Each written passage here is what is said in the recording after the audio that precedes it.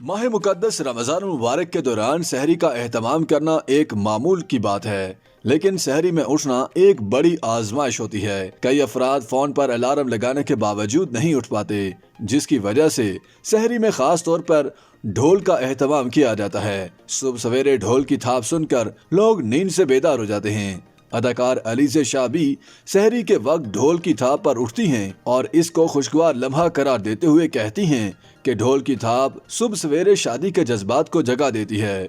मारूफ और खूबरू अदाकारा अलीज़ा शाह जो सोशल मीडिया पर काफ़ी मुतहर्रिक रहती हैं और आए रोज़ नित नए अंदाज में तस्वीर इंस्टाग्राम और दीगर प्लेटफॉर्म्स पर शेयर करती रहती हैं।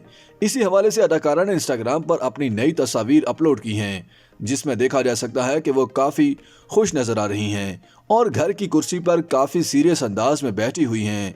इस तस्वीर के कैप्शन में उन्होंने रमज़ान के हवाले से अपने जज्बात का इजहार करके सबको अपनी तरफ मुतवज्जो कर लिया। अदाकारा ने लिखा कि रमज़ान मुबारक के मुकद्दस महीने में जागना सहरी के लिए होता है, लेकिन ये ढोल वाला सुबह सवेरे ढोल बजाकर शादी के जज्बात जगा कर चला जाता है। अलीज़ा शाह की पोस्ट ने सोशल मीडिया पर वायरल होने के बाद फौरी तौर पर दोस्तों और फॉलोवर्स की जानिब से काफ़ी तवज्जो हासिल की। याद रहे कि गुज़श्ता हफ्ते अलीज़ा शाह शदीद बीमार हो गई थीं और काफ़ी दिनों तक हस्पताल में ज़ेर इलाज रहीं। अदाकारा ने हस्पताल के बिस्तर से अपनी तस्वीर इंस्टाग्राम पर शेयर करते हुए मद्दाहों से दुआ की अपील की थी।